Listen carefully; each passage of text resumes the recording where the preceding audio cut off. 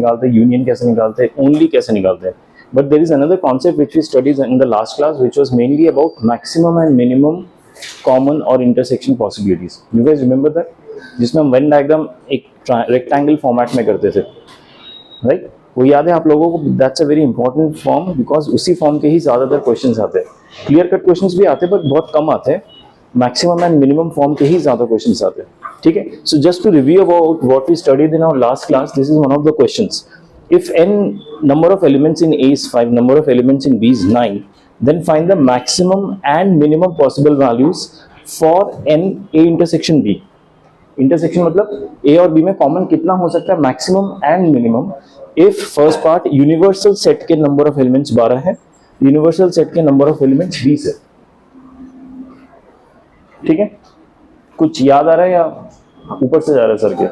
Sir के ऊपर से जा रहा है तो मैं एक बार रिवाइज करा सकता हूँ, लेकिन अगर आप लोगों को याद है तो एक बार ये क्वेश्चन ट्राई कीजिए, उसके बाद मैं करके दिखाता हूँ.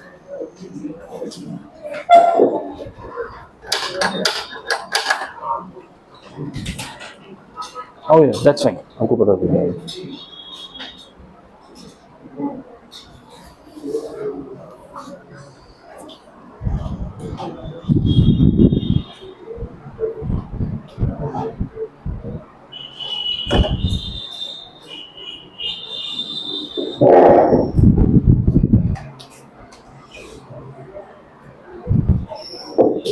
विजिबल है सबको क्वेश्चन?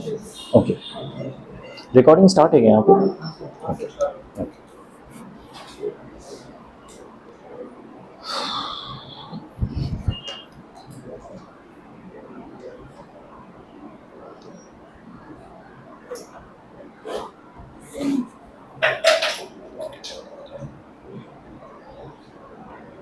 ओके,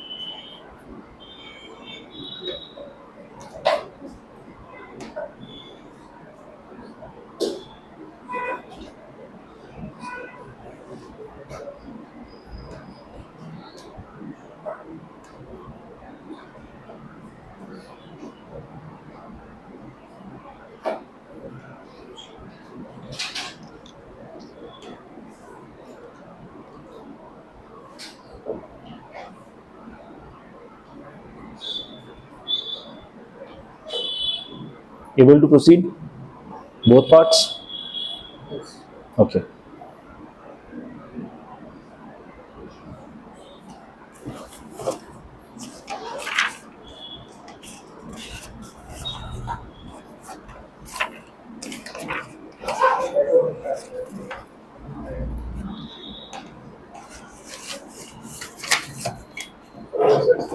हाँ, आपका क्या है बताइए? 5 और 3 is close but not exactly correct. 5 and 2. Yes.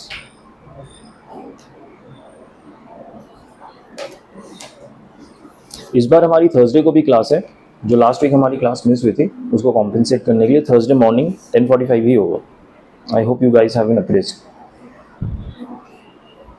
ठीक है, ये वाला क्वेश्चन एक बार करके देखें फटाफट. ठीक है, पहले फर्स्ट केस देखेंगे. फर्स्ट केस में कहा गया है कि यूनिवर्सल सेट में हमारे एलिमेंट्स 12 है.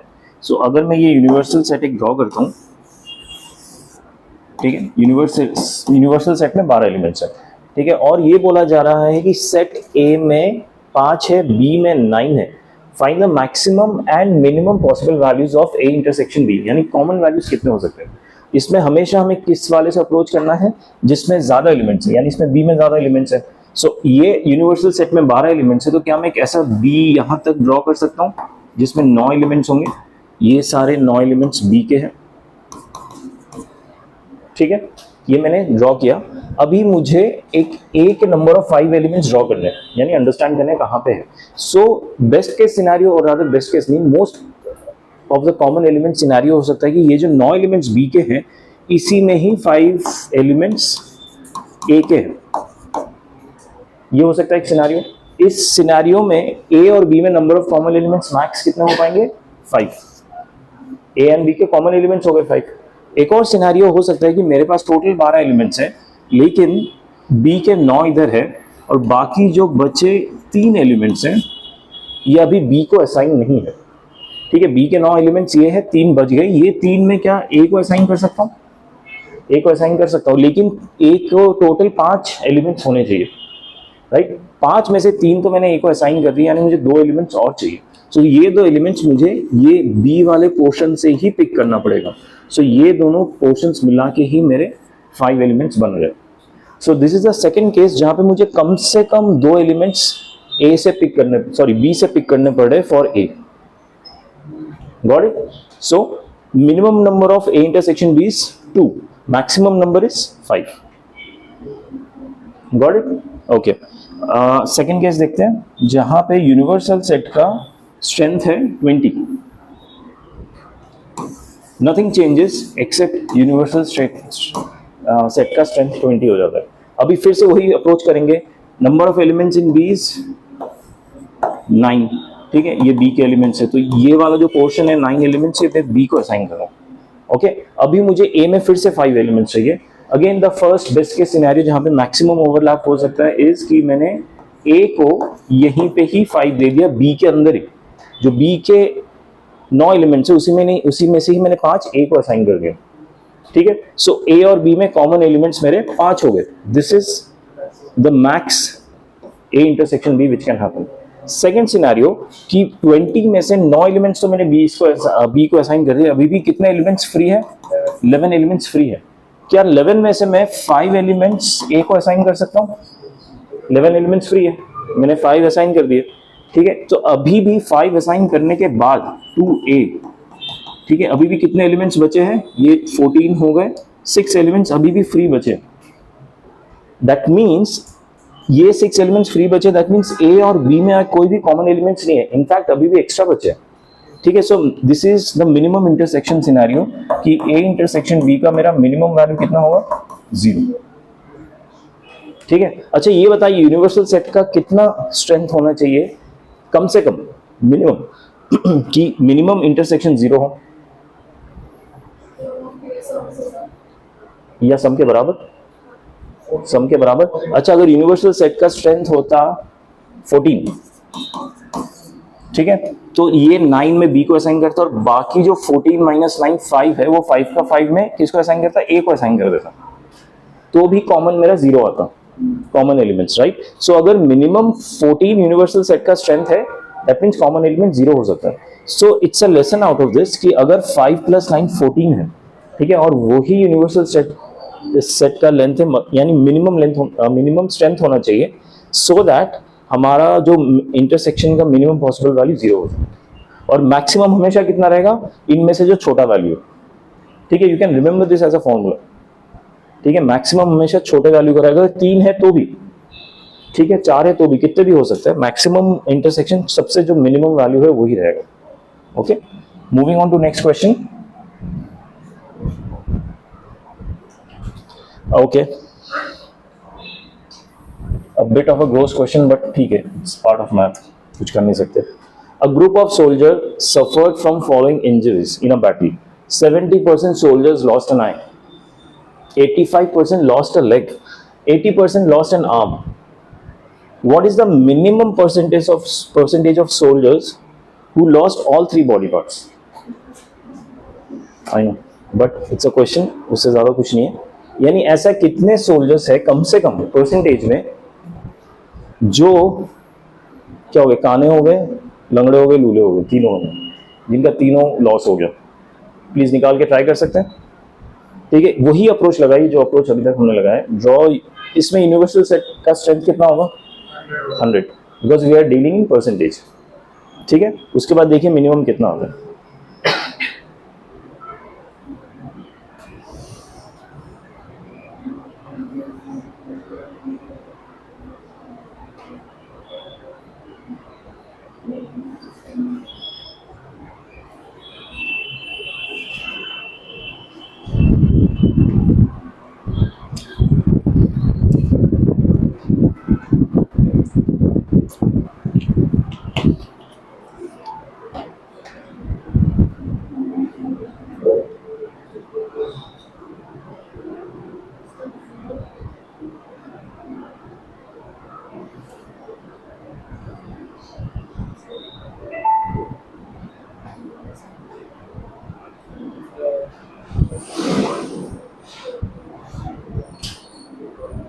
15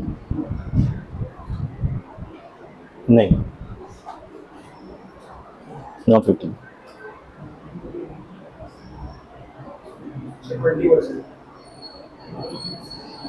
लॉजिकल अप्रोच लीजिए, पहले एक सेट लीजिए, फिर दूसरा सेट लीजिए, हमें मिनिमाइज करना है, उस अप्रोच से कीजिए। फर्स्ट एंड सेकंड में जो भी कॉमन रहेगा ना, उसको छोड़ के जो अनकॉमन पार्ट है उसमें बाकी का डिस्ट्रीब्यूट कीजिए अनकॉमन में, सो दैट तीनों का इंटरसेक्शन मिनिमम हो। 30 नहीं,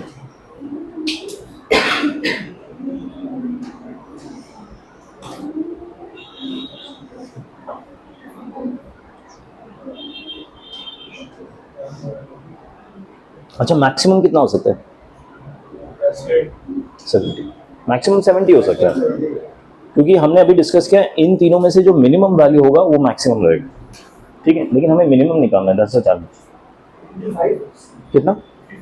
55 नो,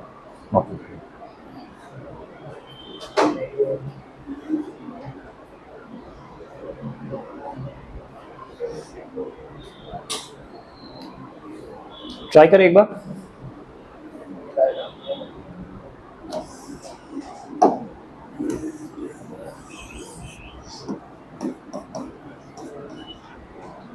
ठीक है, टोटल 100 सोल्जर्स हैं। अभी मैक्सिमम इंजरीज किस में हुए हैं? लेग में। So this is 85 for leg injuries, ये पूरा 85 में लेग को दे रहा हूं। अभी भी 15 सोल्जर्स ऐसे बचे हैं जिनको लेग इंजरीज नहीं हुए, तो उनको मैं क्या साइन करूंगा? जो सेकेंड लार्जेस्ट है, यानी 80%। ठीक है, सो 80% मेरे आर्म इंजरीज वाले और लॉस्ट आर्म वाले हैं।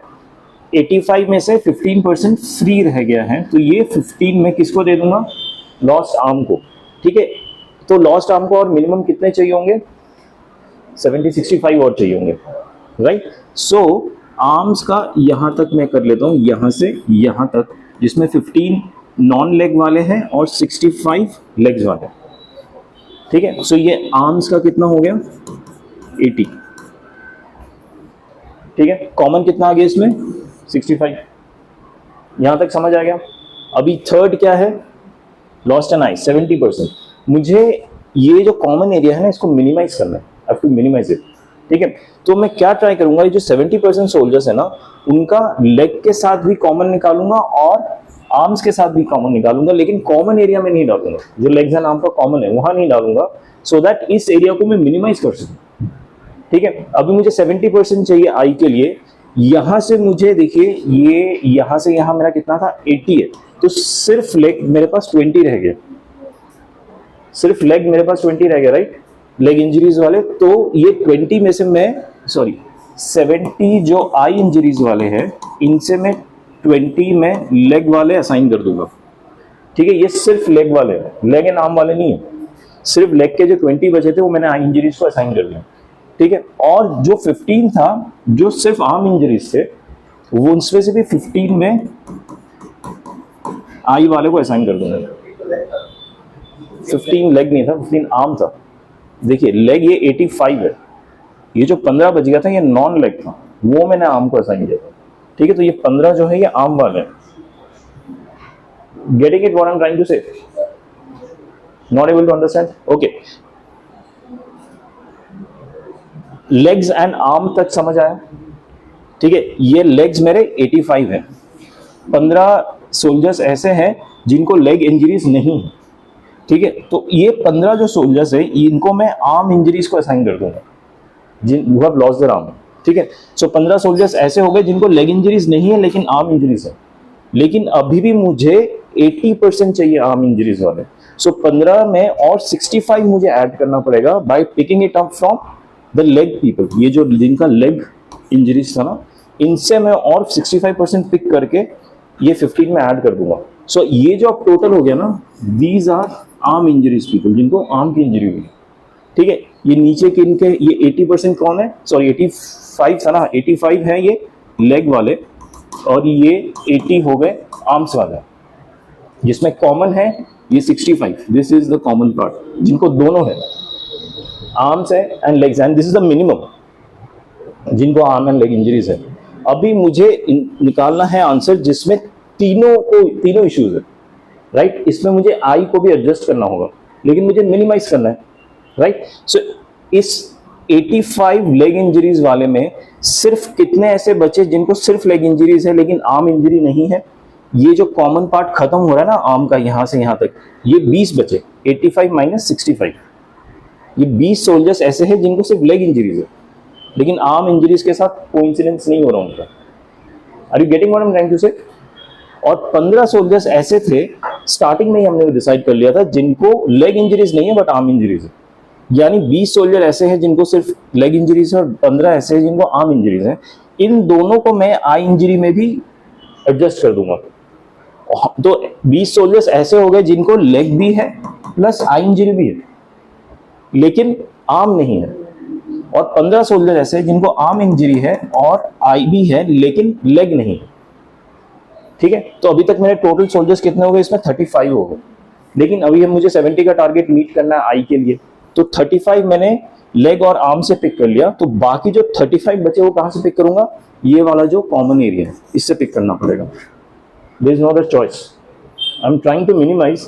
मैंने 20 सिर्फ लेग वाले पिक किए, 15 सिर्फ आर्म्स वाले पिक किए, लेकिन 35 मुझे और चाहिए।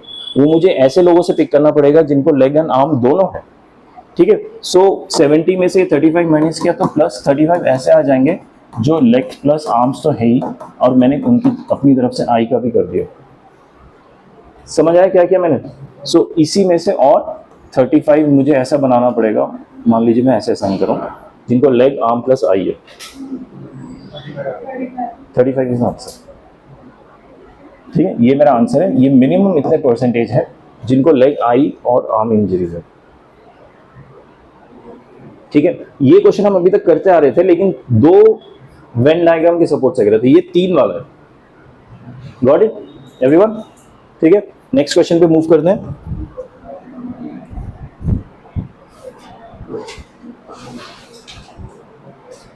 Okay, this is a interesting question. इस क्वेश्चन का क्या है ना, सेट से कोई डायरेक्ट रिलेशन है नहीं। ये क्वेश्चन एक प्रीकर्सर टू अ क्वेश्चन है जो मैं आगे कराने वाला हूं, जो सेट्स का क्वेश्चन है और जेईई में आ चुका है। ये एक बेसिक क्वेश्चन है जो मैं कराने की कोशिश कर रहा हूं टू एक्सप्लेन अ कॉन्सेप्ट। ठीक है, क्वेश्चन पढ़ते हैं आराम से। There are 50 students, every students read 10 newspapers. बस यहां तक ही पढ़िए अभी। There are 50 students and every student reads 10 newspaper. तो हमारे पास टोटल न्यूज़पेपर कितने हो गए? 50 स्टूडेंट है और हर एक 10-10 पढ़ रहा है। 50 इंटू 10, 500। ठीक है, लेकिन बाद में मुझे इंफॉर्मेशन मिल रहा है each newspaper is read by 20 students. ठीक है, मतलब मेरे पास एक्चुअली 500 न्यूज़पेपर नहीं है, क्योंकि कुछ न्यूज़पेपर शेयर भी हो रहे हैं। इनफैक्ट सारे न्यूज़पेपर शेयर हो रहे हैं। सारे न्यूज़पेपर 20 बच्चे पढ़ते हैं, मतलब एक के बाद एक शेयर करते हैं। ठीक है, तो वो नया न्यूज़पेपर, ये नहीं कि 50 बच्चों के लिए 10-10 नए न्यूज़पेपर आ रहे हैं, हर एक बच्चे का 10 का खुद का पेपर है, नहीं। पेपर लिमिटेड है और हर एक बच्चा एक न्यूज़पेपर 20 बच्चों के साथ शेयर हो रहा है। ठीक है, तो find the number of newspapers. तो 15 to 100 are the number of reads. एक बच्चा 10 पेपर पढ़ा है तो 50 बच्चे कितने रीड्स कर रहे होंगे? 500 रीड्स तो हो रहे, इसमें कोई डाउट नहीं, लेकिन मैं इसको डिवाइड करूंगा 20 से, क्योंकि 20 रीड्स कॉमन हो रहे हैं। आप समझो कि एक ही न्यूज़पेपर को 20 बच्चे पढ़ रहे हैं, उससे क्या हो रहा है कि न्यूज़पेपर का काउंट नहीं बढ़ा, रीड्स का काउंट बढ़ता जा रहा है। ठीक है, इसलिए मैं 20 से डिवाइड करूंगा ना, तो मेरा जो भी आंसर आएगा 25, ये मेरा नंबर ऑफ न्यूज़पेपर आ जाएगा। समझ आया? देखिए 25 मेरा नंबर ऑफ न्यूज़पेपर आया। अभी मान लीजिए 50 बच्चे 25 न्यूज़पेपर पढ़ेंगे, नहीं 50 बच्चे 25 नहीं पढ़े, 50 बच्चे 10 ही पढ़े, इन 25 में से ही कोई 10 पढ़े होंगे। ठीक है, लेकिन एक एक न्यूज़पेपर 20 बार पढ़ा जा रहा है बच्चों से।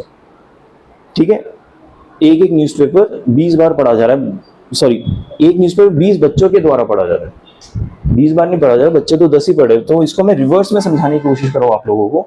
25 न्यूज़पेपर को अगर 20 बच्चों में शेयर किया जाए तो मेरा 500 आंसर आ जाएगा।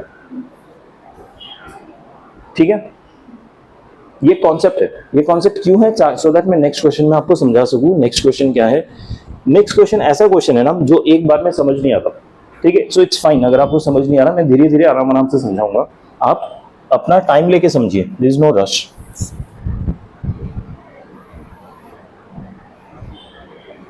ठीक है, this is the question, is it visible behind? पीछे दिख रहा है? दिख रहा है? ओके। ये क्वेश्चन कहता है let union of X I, union of X I, ये जो यूनियन है ना, इन्होंने कैसे लिखा है? पहले मैं तो ये समझा देता हूं इन्होंने लिखा जो, इसका मतलब क्या है। Union of X I from I 1 to 50। आप लोगों ने सिग्मा के बारे में पढ़ा है क्या स्टार्ट में, क्लास 10th में? सिग्मा एक्स आई है, मान लीजिए आई फ्रॉम 1 to 10।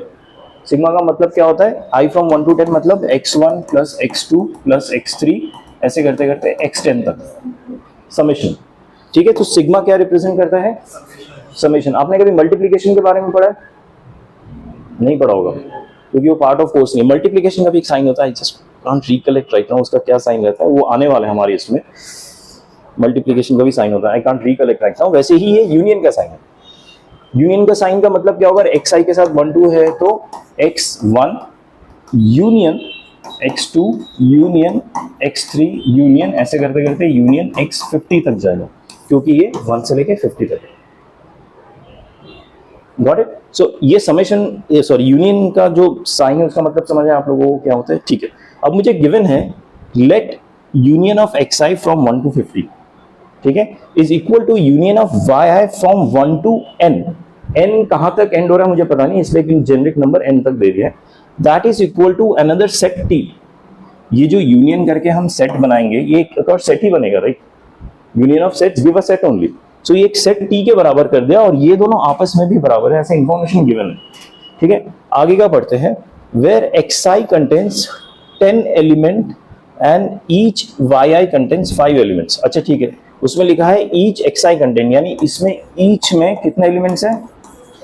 10-10 करके एलिमेंट्स हैं।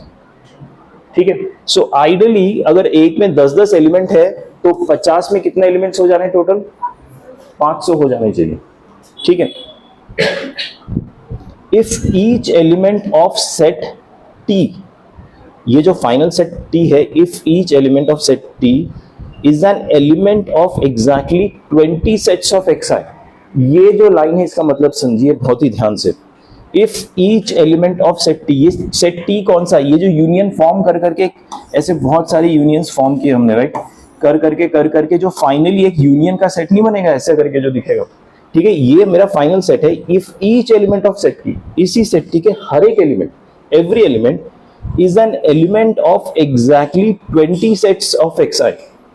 एक एक एलिमेंट ना, इसमें तो देखो 50 सेट्स का मैंने वो किया, यूनियन किया।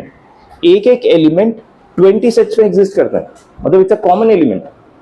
हर एक एलिमेंट कम से कम 20 सेट्स में एग्जिस्ट करता है। ठीक है, तो अभी हमने जो निकाला था ना, ये 10 एलिमेंट हर एक सेट में है, तो मेरे पास 500 एलिमेंट्स हो जाने चाहिए 15 to 10 करके, लेकिन 20 एलिमेंट्स जो कॉमन है उसकी वजह से ये 500 by 20 हो जाएगा। Just like the concept of sharing of newspaper. ये पॉइंट समझ आ रहा है कि नहीं आप लोगों को? समझ आ रहा है? ओके, ये कह रहा है if each element of set t is an element of exactly 20 of sets xi, मतलब xi के जितने भी सेट्स है हर एक एलिमेंट 20 सेट्स को तो बिलोंग करता ही है। 50 में से 20 को हर एक एलिमेंट बिलोंग करता है, वो अलग अलग होंगे, हर अलग अलग एलिमेंट के अलग अलग सेट्स होंगे। ठीक है, and exactly 6 sets of yi। अभी देखिए हमने सिर्फ x के बारे में बात की है, y के बारे में बात करते हैं। y के कितने सेट्स है? n सेट्स है। x और y के हर एक सेट्स में कितने एलिमेंट्स है? Each yi contains 5 elements. जैसे x में कितने थे? हर एक सेट में 10 एलिमेंट थे और ऐसे 50 सेट थे। y में कितने हैं? 6 एलिमेंट्स हैं और ऐसे n सेट्स है, और नॉट सॉरी 6 नहीं, 5 एलिमेंट्स है। 5 एलिमेंट्स है और n सेट्स है, यानी टोटल एलिमेंट्स कितने हो गए? 5n हो गए। इसमें तो कोई अंडरस्टैंडिंग इशू नहीं है। और इसमें यह भी इंफॉर्मेशन दिया गया है, जैसे x में 20 एलिमेंट्स कॉमन थे, 20 एलिमेंट्स कॉमन नहीं थे, हर एक एलिमेंट 20 सेट्स में कॉमन थे, वैसे ही y में एग्जैक्टली 6 सेट्स ऑफ y है। हर एक एलिमेंट जो है 6 सेट्स में प्रेजेंट है, 6 सेट्स में प्रेजेंट है। If each element of the set T is an element of, यहां चला जाता हूं, exactly 6 sets of yi's. ठीक है, सो यहां पे मुझे 6 से डिवाइड करना पड़ेगा. ठीक है, उस केस में मुझे 20 से डिवाइड करना पड़ा, इस केस में मुझे 6 से डिवाइड करना पड़ेगा. यहां तक समझ आ रहा है? इंसिडेंटली ये गिवन है कि ये जो मैंने निकाला नंबर ऑफ एलिमेंट्स, ये दोनों बराबर है आपस में, and both are equal to T. ठीक है, so final question is then n is equal to.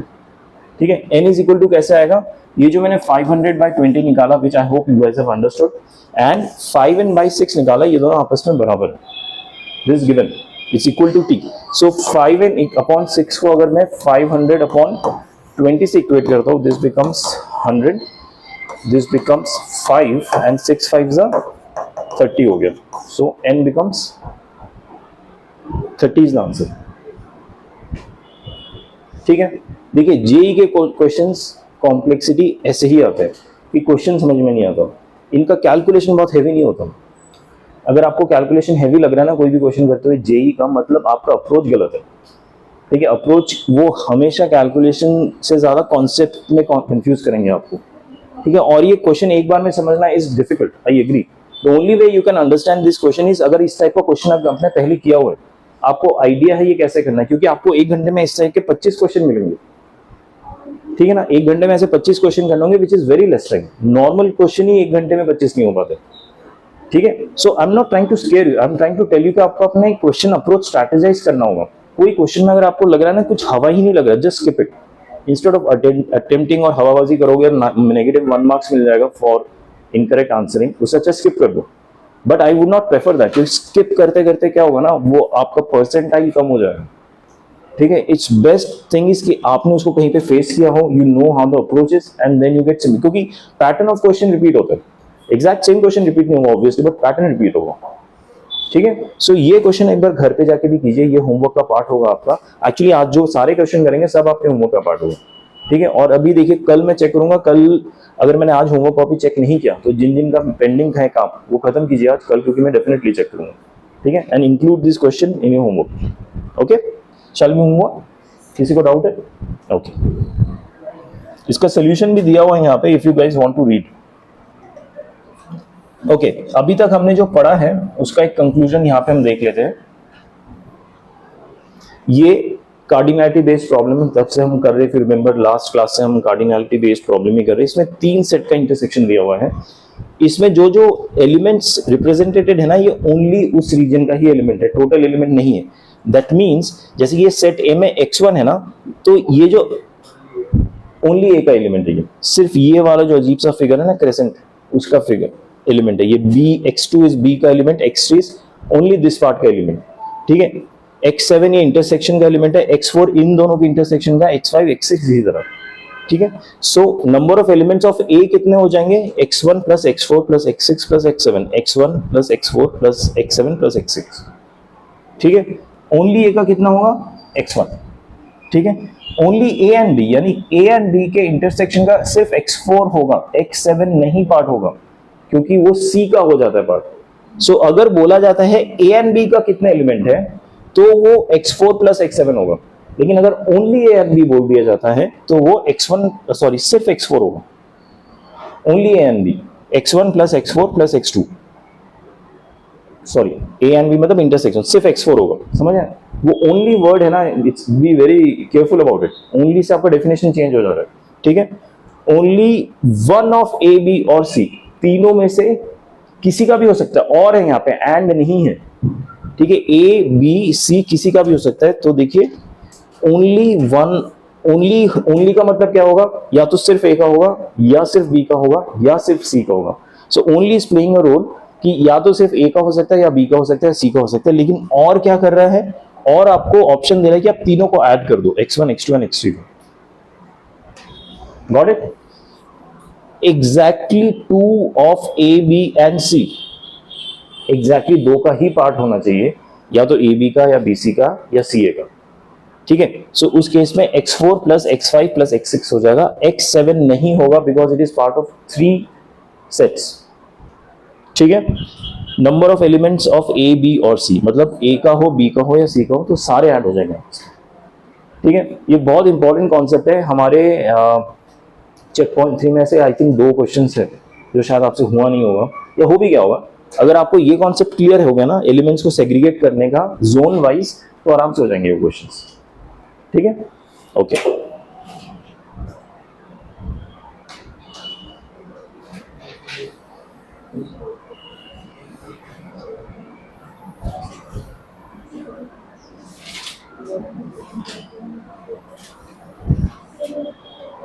ठीक है, ये क्वेश्चन देखिए, ये क्वेश्चन आप लोगों को ट्राई करना है। It's a very straight forward question, आराम से पढ़िए। आप लोगों को पता है हमने ये कार्डिनैलिटी के 2 फॉर्मूलाज पढ़े थे, एक था ए यूनियन बी का और ये है A union B union C का। 3 सेट्स के साथ जब हम डील करते हैं, so number of elements in A union B and union C is A का एलिमेंट, बी का एलिमेंट, सी का एलिमेंट ऐड करते हैं, सब्ट्रैक्ट करते हैं A intersection B, B intersection C and C intersection A, और फिर से एंड में ऐड करते हैं तीनों का जो इंटरसेक्शन है। ठीक है, ये 3 सेट्स के कार्डिनैलिटी सिस्टम का फॉर्मूला है। क्वेश्चन पढ़िए आराम से and figure out the answer.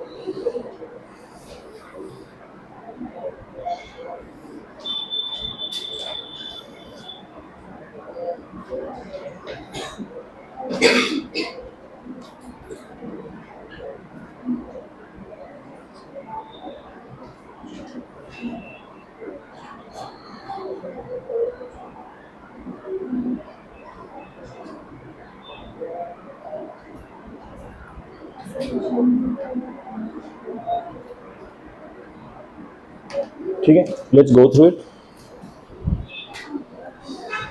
Out of the members of 3 athletic teams in a school, 21 are in basketball team.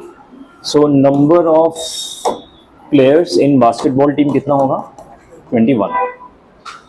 26 in hockey team, hockey में 26 and 29 in football team. ठीक है, यहां तक समझ आया? मैंने सिर्फ डेटा पॉइंट्स को लिखा है और इस तरह से लिखा है।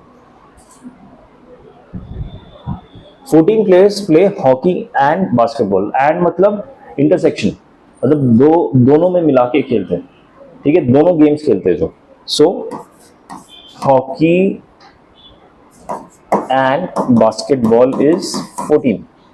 15 play hockey and football. Hockey and football 15. 12 play football and basketball.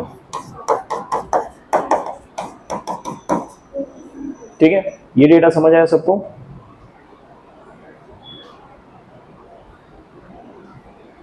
And 8 plays all the game. 8 लोग ऐसे हैं जो हॉकी भी खेलते हैं, फुटबॉल भी खेलते हैं और बास्केटबॉल भी खेलते हैं, तीनों खेलते हैं। सारे डेटा अवेलेबल है। Can we apply this formula? हमें निकालना क्या है? टोटल नंबर ऑफ मेंबर्स, यानी इस एथलेटिक टीम्स में कितने मेंबर है, ठीक है। तो ये टोटल मेंबर कितना होगा? Hockey union football union basketball, right. ये वाला फॉर्मूला लगेगा स्ट्रेट फॉरवर्ड, यानी दिस प्लस दिस, उसमें से -14 -15 -12 करेंगे और एंड में +8 करेंगे एज पर दिस फॉर्मूला, ठीक है। इसमें किसी को डाउट है? ये फॉर्मूला में डाउट है किसी को? ओके, सो करके देखते हैं कितना होगा, बताइए। दिस इज 10 16 76, माइनस करेंगे ये 3, दिस वुड बी 1 11 1 2 3 4 41, ये माइनस होगा।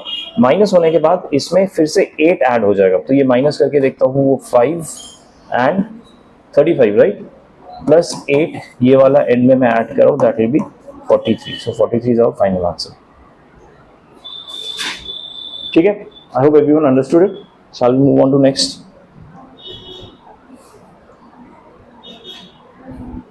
ओके,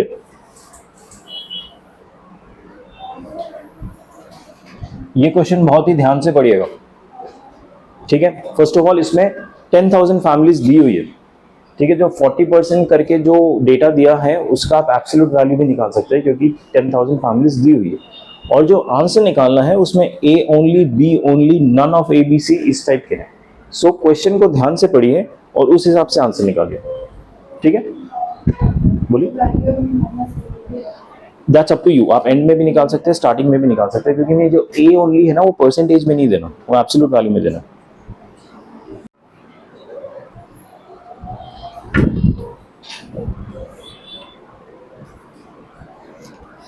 आई सजेस्ट कि इसमें वेन डायग्राम बना लीजिए, that will be easier.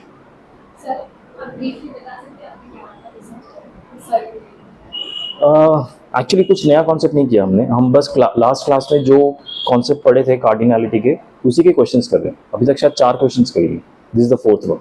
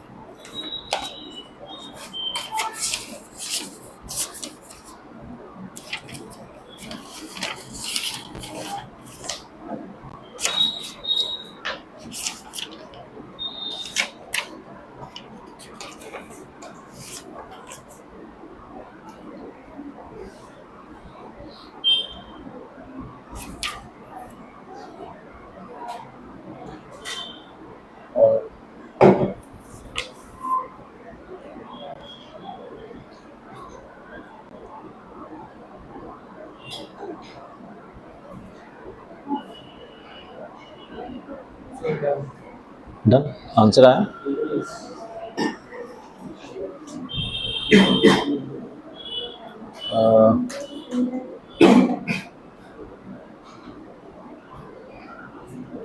To thousand and 200।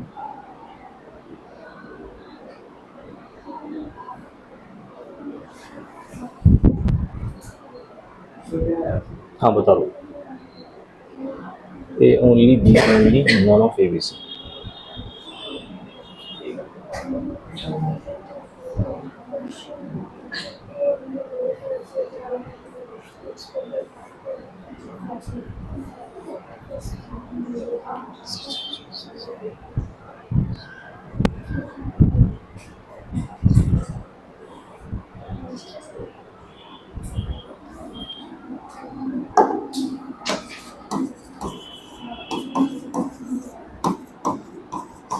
ये आंसर सर।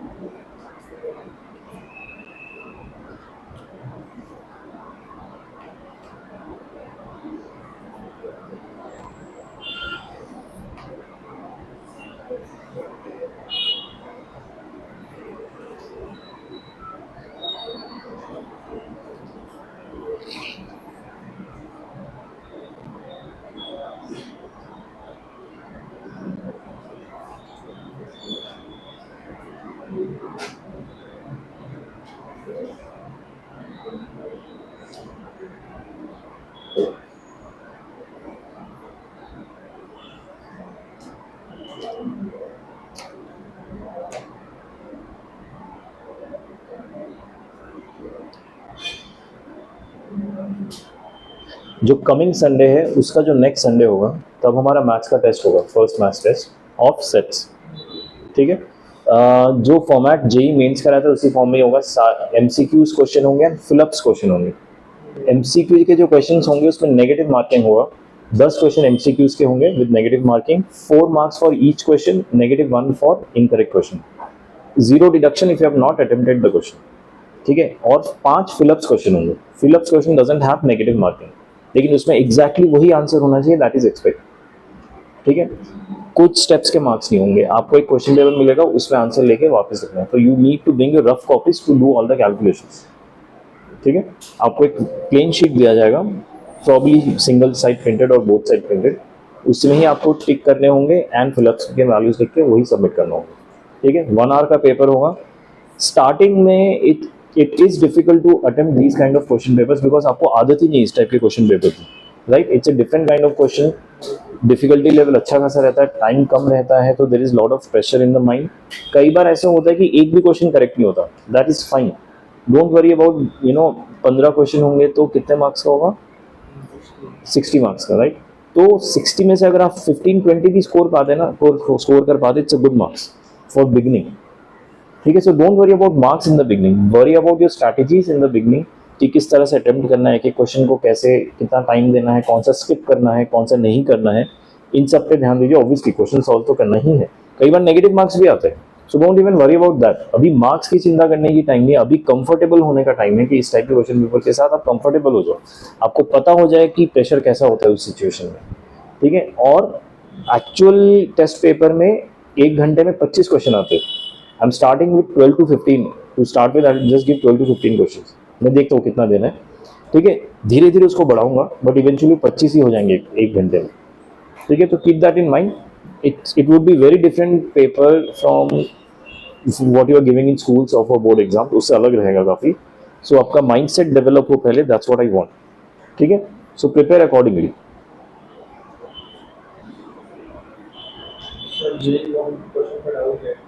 जेई, हाँ ठीक है, पूछ लेना क्लास के बाद, या फिर जब भी कोई भी डाउट होगा ना, अगर आपके डाउट है तो क्लास के 15 मिनट्स पहले आ जाइए। ठीक है, 10:45 है तो मुझे बता के दीजिए, या फिर दीपा मैम को बता दीजिए किसी दिन कि आपको 15 मिनट्स चाहिए, will discuss that before the class. ठीक है.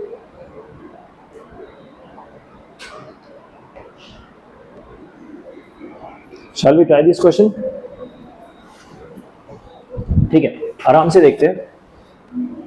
10,000 फैमिलीज रहती है एक टाउन में. 40% फैमिलीज बाय न्यूज़पेपर ए.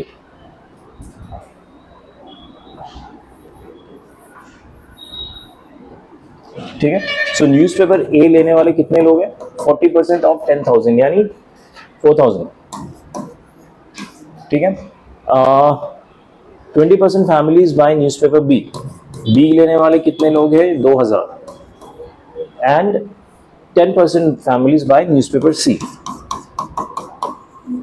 10% हो गया 1,000. 5% families buy A and B. A and B 5% हो गया. 5% कितना हो गया 10,000 का? 500. ठीक है. 3% बाय बी एंड सी.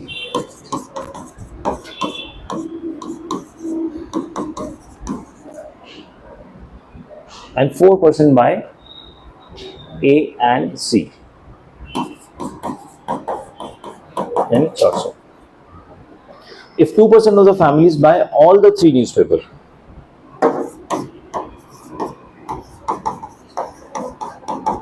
जो तीनों न्यूज़पेपर खरीदते हैं, ठीक है, then find the number of families which buy A only, B only and none of A, B, C. सो इसमें एक चीज ध्यान दीजिए, इसमें इन्होंने जो गिवन है ना 10,000 फैमिलीज रहती है टाउन में, इट्स नॉट नेसेसरी कि इनमें सारे के सारे न्यूज़पेपर खरीद रहे हो. It's not necessary. They have given us the data. A 4,000 लेते हैं, बी सी इतने इतने लेते हैं, जो इंटरसेक्शन है वो लेते हैं, और तीनों का इंटरसेक्शन नहीं लेता है. क्या इस फॉर्मूला से मैं कॉमन यूनियन निकाल सकता हूँ? N of A union B union C. Union मतलब जो कोई ना कोई एक पेपर तो लेता ही है. हो सकते हैं 2 भी ले रहे हो सकते हैं 3 ले रहे हो, बट कम से कम जो एक न्यूज़पेपर पढ़ते हो, उससे क्या हो जाएगा, मुझे स्ट्रेंथ ऑफ दोस पीपल मिल जाएगा हु आर रीडिंग न्यूज़पेपर्स. यानी जो रिमेनिंग लोग हैं वो न्यूज़पेपर पढ़ ही नहीं रहे, खरीद ही नहीं रहे. ठीक है. So A union B union C कैसे निकालूंगा? वही formula, number of elements of A plus B plus C minus A intersection B, A B intersection C, A intersection C plus A intersection B intersection C, जो cardinality का formula है for 3 sets. ठीक है. सो इसको add करूंगा, कितना होगा? 4, 6, 7,000. Minus करूंगा इसको, ये कितना होगा? 1200. माइनस क्या 1200, तो ये 0, 8, 6, 5800 हो गया. उसमें क्या ऐड करूंगा? ये 200. यानी 6,000 लोग ऐसे हैं जो न्यूज़पेपर पढ़ते हैं. ठीक है. अब देखिए, अब मुझे इसमें फर्स्ट केस में निकालना है जो सिर्फ ए पढ़ते हैं, यानी उसमें बी भी नहीं पढ़ सकते, सी भी नहीं पढ़ सकते, और इंटरसेक्शन बी एंड सी वाला भी नहीं पढ़ सकते. सो इस केस को करने के लिए क्या करना होगा ना, चलिए एक चीज देखते हैं. जो थर्ड पार्ट है, none of A B C, यानी जो ए भी नहीं पढ़ते, बी भी नहीं पढ़ते, सी भी नहीं पढ़ते, जो कोई भी न्यूज़पेपर नहीं पढ़ते. मुझे ये डेटा मिल गया है कि 6,000 लोग ऐसे हैं जो तीनों में से कुछ ना कुछ एक तो पढ़ते ही है. यानी जो रिमेनिंग लोग है 10,000, अगर 10,000 से मैं ये 6,000 माइनस कर देता हूं, तो 4,000 लोग ऐसे होंगे जो कुछ भी नहीं पढ़ते, 4,000 पीपल. यानी I will get the answer for the third part, none of A B and C. Got it everyone? ठीक है. ओके. अब what I will do, I will draw the Venn diagram. Let me see if I can draw here.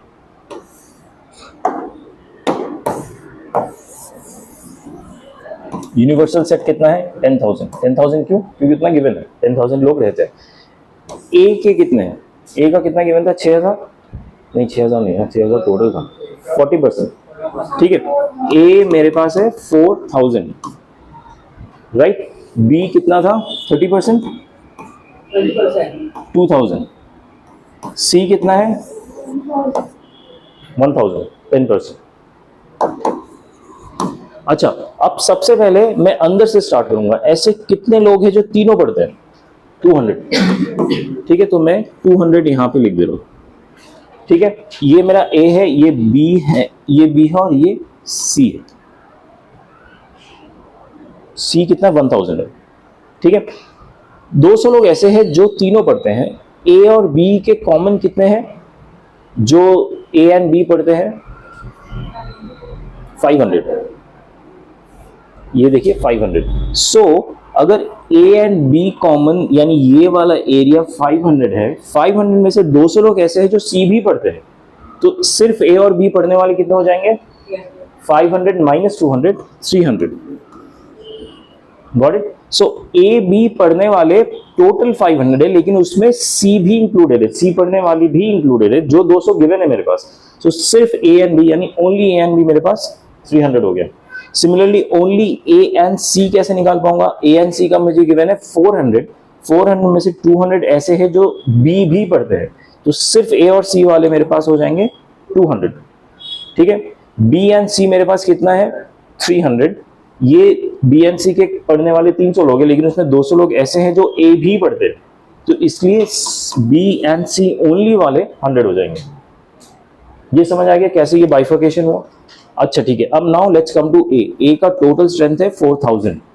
4000 में से 300 लोग ऐसे हैं जो B भी पढ़ते हैं, 200 लोग ऐसे हैं जो तीनों पढ़ते हैं, और 200 लोग और ऐसे जो सी भी पढ़ते हैं, यानी ओनली ए का कितना रह जाएगा? 4000 minus this. How much is this total? 300 plus 200 500 plus 200 700, यानी 4000 माइनस 700 3300 लोग ऐसे होंगे जो ओनली ए है। सो ओनली ए जो मुझे निकालना था, ओके ऊपर चला गया, उसका आंसर क्या आ गया? 3300। समझ आया सबको ये? दूसरा क्वेश्चन क्या था? ओनली सी था, ओनली बी था? ओनली बी था। सो बी का मेरा टोटल स्ट्रेंथ है 2000। 2000 में से 300 200 और 100 लोग ऐसे हैं जो बाकी न्यूज़पेपर भी पढ़ते हैं, तो ये भी मैं सब्ट्रैक्ट करूंगा। How much is this? 300 600। तो 2000 में से 600 मैंने सब्ट्रैक्ट किया, तो 1400 ऐसे निकलेंगे जो ओनली बी पढ़ते हैं। समझ आ गया? सो अगर ओनली सी का भी आंसर क्वेश्चन होता तो निकाल पाते आप। ओनली ए एंड बी होता यानी ये वाला ट्राइंगल, तो भी आप निकाल पाते, राइट? सो ये वेन डायग्राम इज द की। एक बार आपने वेन डायग्राम बना लिया तो आप कोई भी आंसर दे सकते हो। मैंने drawing the Venn diagram, start from the centre. ये सेंटर जो इसमें तीनों कॉमन है, वहां से स्टार्ट कीजिए। कई बार क्वेश्चन में क्या होता है ना, यही पूछा जाता है कि तीनों कॉमन कौन कौन से डेटा है। इन दैट केस इसको एक्स अज्यूम कर लीजिए। In case they are asking the question कि तीनों कॉमन कितने लोग करते हैं, how many people read all the 3 newspaper. यहाँ पे तो 200 गिवन था, हो सकता है गिवन ना हो, दैट इज द क्वेश्चन। तो उस केस में आप इसको एक्स अज्यूम कीजिए, फिर आउटवर्ड कैलकुलेशन कीजिए। ठीक है? या ओनली ये, हाँ, ओनली ए का कॉन्सेप्ट ऐसा है कि ऐसे लोग जो सिर्फ ए न्यूज़पेपर पढ़ते हैं, जो बी एंड सी नहीं पढ़ते। ठीक है, that means only A. It's essentially means ये वाला जो एरिया है ना, ये वाला एरिया, ये half crescent area, that means only A. जो बी भी नहीं पढ़ते और सी भी नहीं पढ़ते, सिर्फ ए पढ़ते, that means only A. So Venn diagram wise इसको मैं ऐसे रिप्रेजेंट कर सकता हूँ, और जितने भी कॉमन रीडर्स है उनको मैं सब्ट्रैक्ट करता रहता हूँ, तो मुझे आंसर मिल जाता है 3300। Okay, that means only A. Same goes for only B and only C. Okay, let's move on to next question.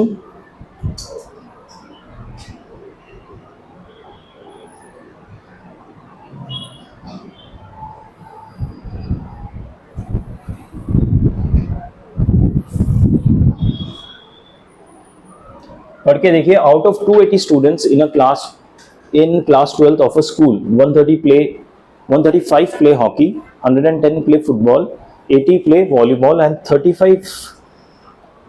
35 these play hockey and football, 30 play volleyball and hockey, 20 play football and volleyball.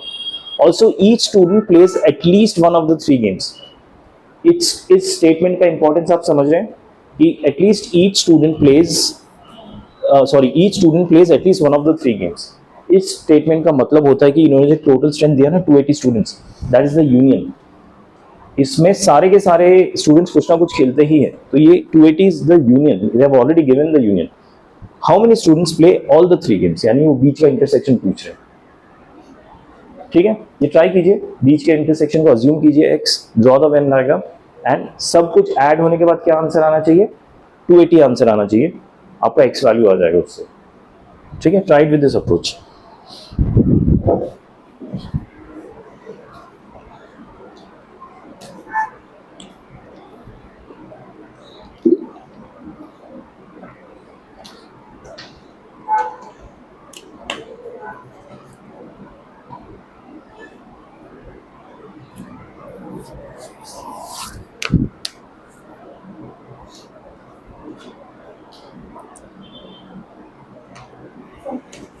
40 I don't know.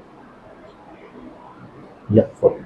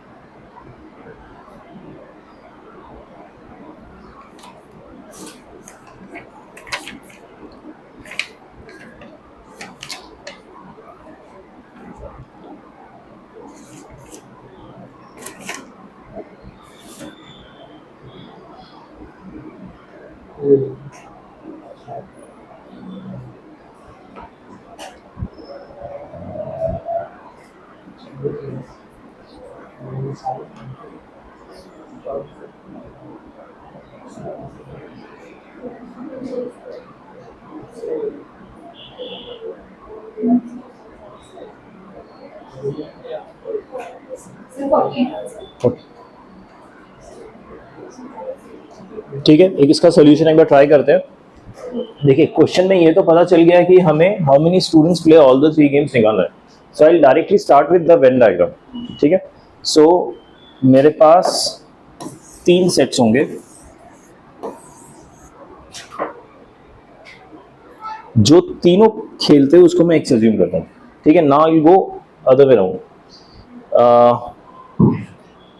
20 play football and volleyball, hockey football volleyball.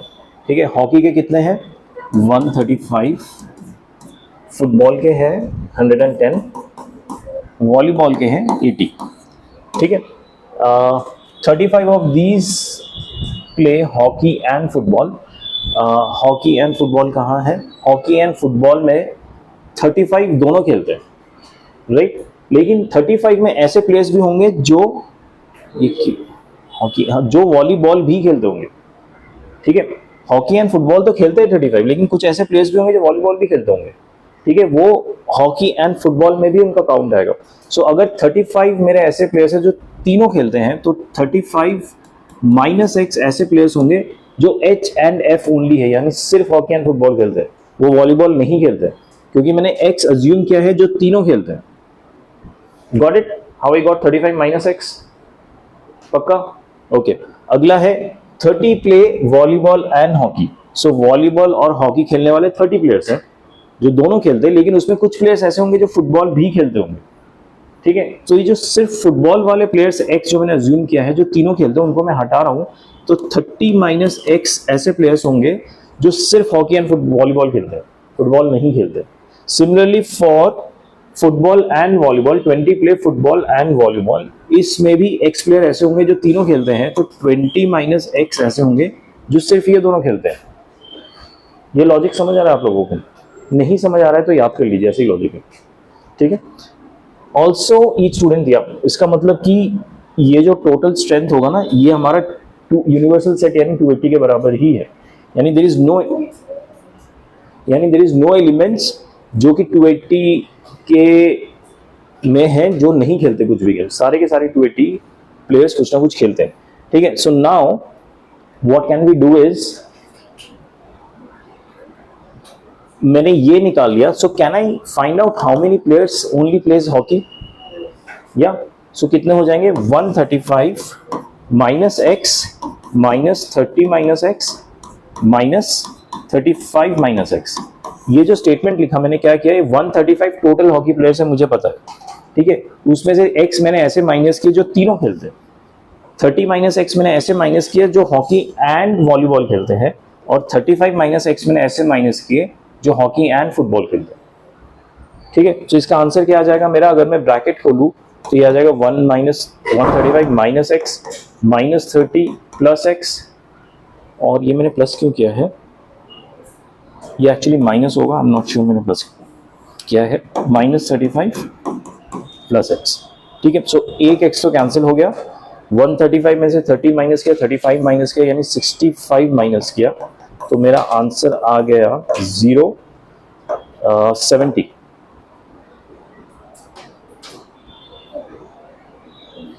Yup, और 70 plus x, यानी 70 plus x मेरे ऐसे players है जो only hockey है, ठीक है. Only football कैसे आएंगे? 110 माइनस 35 माइनस एक्स, इसको माइनस करो, फिर माइनस एक्स, इसको माइनस करो, फिर माइनस 20 माइनस एक्स, इसको माइनस करो, ठीक है. So this is 110 minus 35 plus x minus 20 plus x.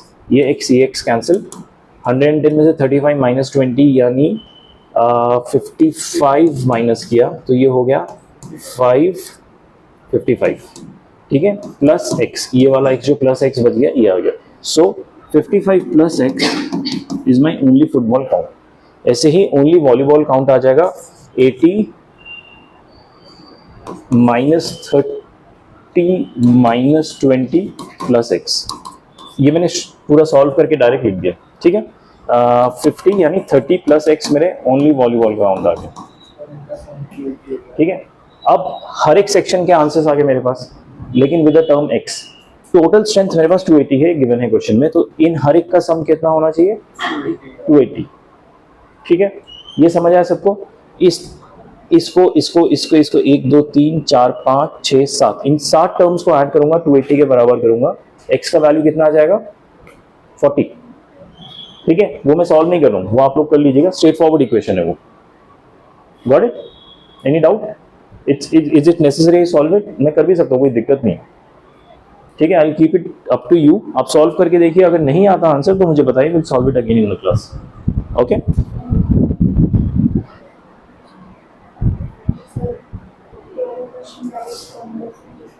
ये वाला question, that's true, that cardinality formula से, दैट्स ट्रू. बट कॉन्सेप्चुअली आपको समझ आ गया, राइट? कार्डिनैलिटी फॉर्मूला से कैसे होगा, आप लोगों को समझ आ रहा है ये क्वेश्चन, कि मेरे पास यूनियन दिया हुआ है 280, एग्जैक्टली. इंडिविजुअल प्लेयर्स भी दिए हुए हैं हर एक टीम के, एंड इनके इंटरसेक्शन वैल्यूज भी दिए हुए हैं, ठीक है. तो लास्ट जो टर्म होता है A intersection B intersection C, वो निकालना, ठीक है. तो उस डायरेक्ट फॉर्मूला से भी हो सकता है. That would have been much faster.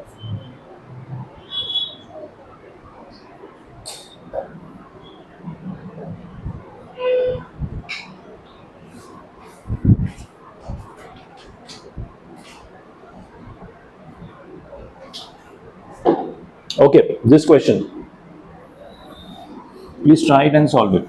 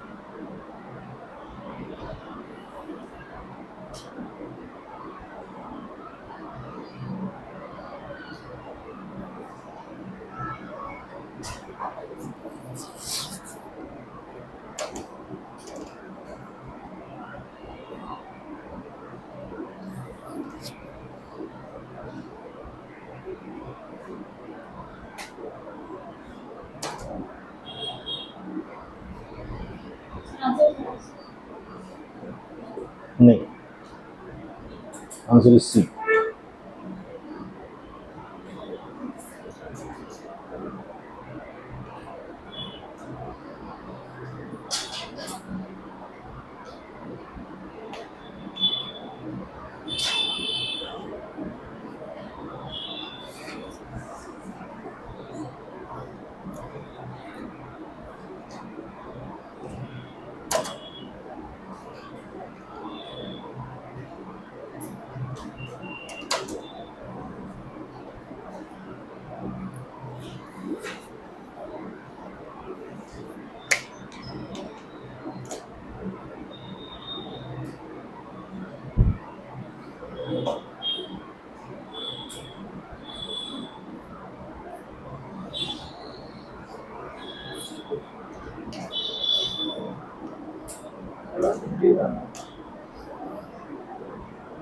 Conceptually कीजिए।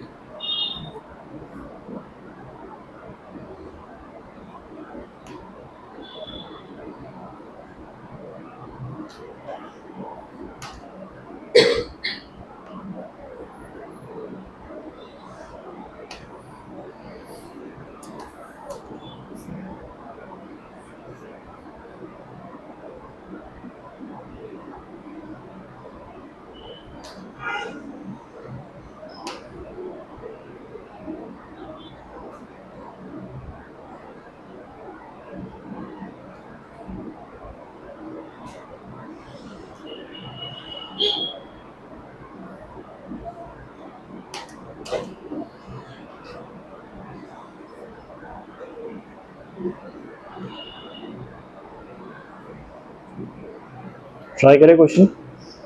ओके ओके कीजिए।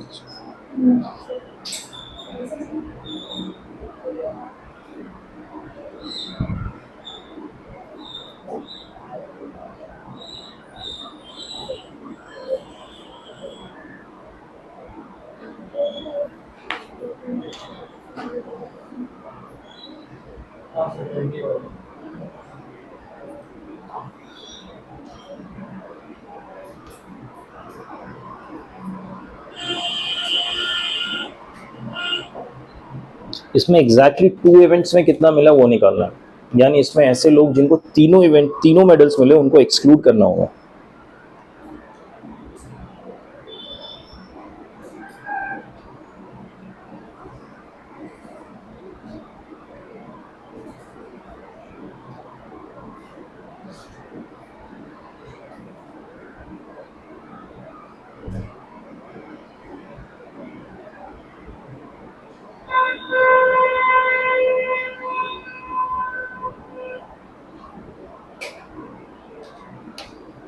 ठीक है, देखते हैं।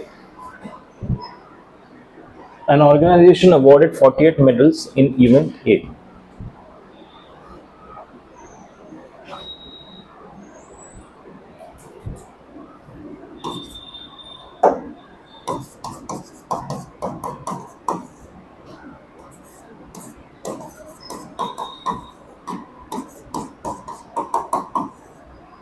ठीक है, if these medals went to total of 60 men, 60 men total मतलब कि A union B union C मेरे पास कितना हो गया 60 से ज़्यादा लोगों को मिला ही नहीं है। ये जो टोटल है इन्हीं लोगों में से ही मिला है, यानी बहुत सारे रिपीटिशन हुए।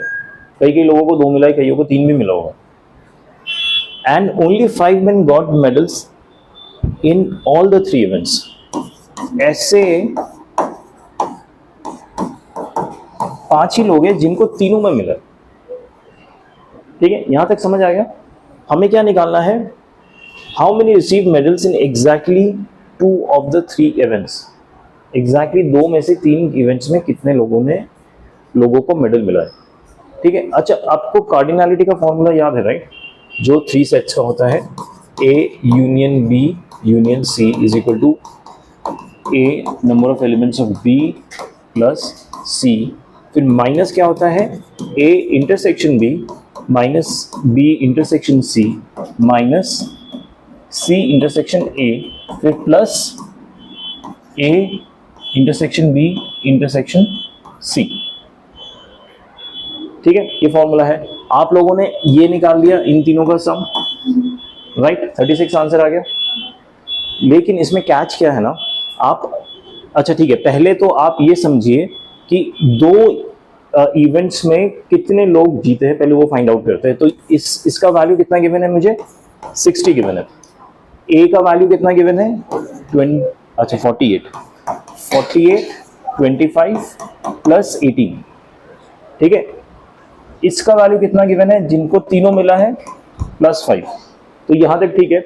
अब ये जो कॉम्बिनेशन है, ऐसे लोगों का कॉम्बिनेशन है जिनको 2 मिला है, बट ये सिर्फ 2 नहीं है, एटलीस्ट 2 है, हो सकता है उनको 3 भी मिला हो। Got it. सो ये कॉम्बिनेशन को ना मैं नेगेटिव कॉमन लेके बाहर A intersection B plus B intersection C plus C intersection A, इन तीनों का एक ब्रैकेट में मैंने एक साथ लिख लिया। ठीक है, ये समझ आया, तीनों को मैंने ब्रैकेट में एक साथ लिख दिया, नेगेटिव कॉमन लिया। अब मैं इसको LHS में ले जाऊंगा और 60 को RHS में ले जाऊंगा। सो ये जो मेरा टर्म है, इसका आंसर आ जाएगा, इन तीनों का सम कितना हो रहा है, 96 माइनस 60, 36 आ गया। ठीक है, यहां पे लेकिन क्वेश्चन खत्म नहीं हो रहा। ठीक है, क्वेश्चन कहां पे खत्म होगा, देखिए अभी वेन डायग्राम के हिसाब से आपको समझाता हूं। ठीक है, ये 3, ठीक है, फिर ये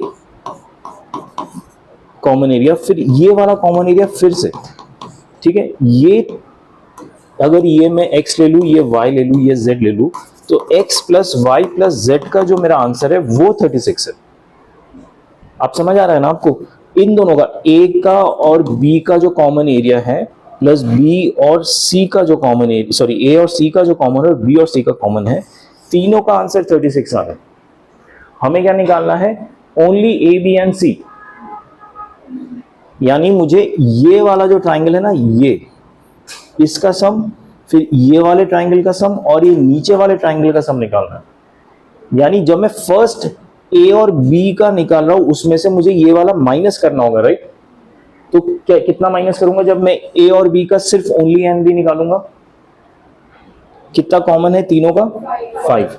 तो 36 में से क्या मैं 5 माइनस कर सकता हूं जब मैं a एंड b का कॉमन एरिया, यानी जो तीनों को बिलोंग करता है, वो माइनस करो। ये सिर्फ a एंड b का ओनली a एंड b आया। अब a एंड c का ओनली a एंड c कैसे निकालूं, ये 5 फिर से माइनस करके, समझ आ रहा है। उसके बाद b एंड c का ओनली b एंड c कैसे निकालूं, ये वाला 5 फिर से माइनस करके, यानी ये 5 मुझे 3 बार माइनस करना पड़ रहा है। गेटिंग द पॉइंट, और शैल आई रिपीट, समझ गया। ठीक है, आई एक्सप्लेन इट अगेन। अच्छा, ये मैंने क्या वैल्यू निकाला है, आप लोगों को समझ आए कि नहीं, आप ये वेन डायग्राम वाइज समझिए। ये वैल्यू क्या है कि ये a एंड b का कॉमन, b एंड c का common and a and c का, सॉरी, ये a एंड b का कॉमन, a एंड c का common and b and c का कॉमन एरिया। ये समझ आए कि नहीं, ये जो मैंने सम निकाला है, ये इन तीनों का कॉमन एरिया। क्वेश्चन क्या पूछा गया है, एग्जैक्टली 2 ऑफ द 3 इवेंट्स, हमें काउंट निकालना है जिनको एग्जैक्टली 2 ही मिले, 3 मिले हैं उनका काउंट नहीं निकालना। ठीक है, अभी a एंड b में जिनको 2 मिले हैं वो ये वाला पोर्शन है, लेकिन इसमें ऐसा भी एक पोर्शन है जिसको c भी, थर्ड मेडल भी मिला है। ठीक है, तो इस पोर्शन को मैं एक्सक्लूड कर देना। ठीक है, सो a एंड b का जो भी आंसर होगा उससे मुझे 5 एक्सक्लूड करना होगा, क्योंकि 5 लोग ऐसे गिवन है जिनको तीनों मेडल्स मिले। समझ आया। सो ये जो आंसर होगा उससे मैंने एक 5 एक्सक्लूड कर दिया। ठीक है, अनफॉर्चुनेटली a एंड b का आंसर नहीं है मेरे पास, सिर्फ a एंड b का आंसर नहीं है मेरे पास। आंसर किसका है, a एंड b का एक साथ है, a एंड c का एक साथ है एंड b एंड c का एक साथ है। इन तीनों को अगर मैं ऐड कर देता हूं तो मेरे पास आंसर 36 आ गया है ऑलरेडी इस फॉर्मूला से। ठीक है, लेकिन मुझे इसमें से a एंड b का एक 5 एक्सक्लूड करना पड़ेगा, सो दैट मुझे ओनली a एंड b मिल जाए। फिर a एंड c का एक और 5 एक्सक्लूड करना पड़ेगा, सो दैट मुझे ओनली a एंड c मिल जाए। फिर बी एंड सी का एक और 5 थर्ड टाइम एक्सक्लूड करना पड़ेगा सो दैट मुझे ओनली बी एंड सी मिले। ठीक है, तो 36 में से जब मैं 15 माइनस करूंगा तो मेरा आंसर 21 होगा, और 21 लोग ऐसे होंगे जो ये वाले ट्राइंगल और इस वाले ट्राइंगल के सम को बिलोंग करेंगे, जो ओनली ए बी या फिर ओनली बी सी या ओनली ए सी को बिलोंग करेंगे। ठीक है, अगर आपको नहीं समझ आया घर जाके एक बार फिर से रीराइट करके समझिए, बिकॉज आज हमने जितने क्वेश्चंस किए हैं सब आपके होमवर्क कॉपी में होने चाहिए। ठीक है, एंड ठीक है, कल का होमवर्क क्या है वो आपको ठीक से समझा देता हूँ। लास्ट क्लास में जो मैंने कराए थे, अगर किसी ने मिस किया है उसको कीजिए। आज हमने जो किया है पीडीएफ के क्वेश्चंस वो सारे करने हैं। लास्ट क्लास में मैंने चेक पॉइंट 3 भी करने को कहा था। If someone has not done it, अब आप करके देखिए, आपको अच्छी तरह समझ आएगा, क्योंकि उस टाइप के क्वेश्चंस हमने किए हैं आज। ठीक है, सो चेक पॉइंट 3 के सारे क्वेश्चंस कीजिए। कल मैं आते ही अगर आपको कोई डाउट हो तो क्लैरिफाई करूंगा। चेक पॉइंट 3 के क्वेश्चंस फटाफट हम गो थ्रू करेंगे। कल के क्लास का मेजर पार्ट होगा आपके स्टडी मटेरियल लाना है कल सबको। Please don't forget the study material tomorrow. उसमें एक सेक्शन होता है JEE main and advance previous year questions, the last section, उसके क्वेश्चंस करेंगे हम। 1 घंटे में जितने वैरायटी ऑफ क्वेश्चंस कवर करवा सकता हूं मैं करूंगा। ऑब्वियसली उसमें बहुत सारे क्वेश्चंस होते हैं, सारे के सारे कवर नहीं हो सकते। आई ट्राई टू मैक्सिमाइज कितना हो सके। ठीक है, और कुछ होमवर्क भी दूंगा, but tomorrow would be our last class for sets, that's my target. ठीक है, सो जितना प्रैक्टिस आप कर लीजिए, आप पूछ लीजिए, और ये जेई एडवांस के जब मेंस एंड एडवांस के क्वेश्चन करने के बाद आपको जो डाउट्स है ना वो उसके बाद रिविजिट कीजिए। हो सकता है आपके डाउट्स सॉल्व हो जाए, अगर नहीं होता है उसके बाद वी कैन डिस्कस। ठीक है, so you understood the plan. So जो परसों क्लास होगी will start with relation and function है ना। हाँ, relation and functions will start day after tomorrow. ठीक है, tomorrow is going to be our last class for sets. कोई doubt हो क्लैरिफाई कीजिए, अगर बाद में भी आपको डाउट आता है ना तो it's okay, you can ask. ठीक है, but the self study part has to be done from your side. ये सब आप भूल जाओगे एक महीने में। ठीक है, मैं एज ए टीचर 1 साल में भूल जाता हूँ, मुझे रिवाइज करना पड़ता है क्या था करके। सो आप लोग तो फर्स्ट टाइम पढ़े हो, आप तो 1 महीने में भूल जाओगे। इसलिए to stay in touch with this and practice with your own hand is the key. Specially maths, chemistry, physics ना फिर भी एक स्टोरी टेलिंग की वजह से थोड़ा बहुत कुछ तो याद रह जाता है। मैथ कुछ नहीं याद रहेगा, ब्लैंक हो जाएगा। ठीक है, इसलिए बी केयरफुल अबाउट मैथ्स। पढ़ने के टाइम बड़ा आसान लगता है, समझ आ रहा है कॉन्सेप्ट सब, ऐसा लगता है, लेकिन जब एग्जाम में लिखने जाओगे ना तो सब कॉन्सेप्ट्स एक साथ याद आ जाते हैं और समझ नहीं आता कौन सा लगाना है वहां पे। ठीक है, so practice is the only solution. I am repeating it. Class में अगर समझ में भी आ रहा है, डोंट अज्यूम आपको एग्जाम में अच्छे मार्क्स आएंगे। ठीक है, फर्स्ट ऑफ ऑल क्लास में समझ आना चाहिए, that is the first condition. नहीं समझ आ रहा है तो प्लीज स्पीक अप, कहाँ पे डाउट है, कहाँ पे क्वेरी है, पूछिए बिंदास, कभी भी पूछिए। ये नहीं कि रिलेशंस में मूव हो गए तो आप सेट्स के क्वेश्चन नहीं पूछ सकते, एब्सोल्युटली पूछ सकते हैं। आपने कुछ एक्स्ट्रा क्वेश्चंस घर पे अटेम्प्ट किए, उसमें डाउट्स है, discuss with me, tell Deepa ma'am, will come to the class 15-20 minutes earlier and do it here, और स्टे आफ्टर द क्लास, जो भी सूट करेगा। ठीक है, उसको क्लैरिफाई करेंगे, क्योंकि बाकी स्टूडेंट्स 12 के स्टूडेंट्स भी ऐसे करते हैं, क्योंकि हम ऑब्वियसली सारे क्वेश्चन कवर नहीं कर सकते। काफी क्वेश्चन अगर आप घर पे कवर कर सकते हो तो बहुत ही अच्छी बात है। ठीक है, तो वैसे ही कीजिए, कल मिलते हैं and finish your homework tomorrow and check your copy. Okay, आपके लिए फर्स्ट चैप्टर थोड़ा डिफिकल्ट होगा। Go through the videos, there are videos uploaded. आप एक बार दीपा मैम से बात कर लीजिए। Go through the PDF is present in, ये हमारे कॉमन फाइल में है, जो हमारा ड्राइव है ना जस्ट कॉन्सेप्ट्स एकेडमी का, उसका लिंक नहीं है तो एक बार आप दीपा मैम से ले लीजिए, उस लिंक में ये पीडीएफ है। ठीक है, गो थ्रू दैट। उसके बाद कुछ क्वेश्चंस अगर आप अंडरस्टैंड करके कर सकते तो कीजिए। Okay, let's meet tomorrow then. Submit, अच्छा लास्ट वीक आपने सबमिट किया था ना। Okay, please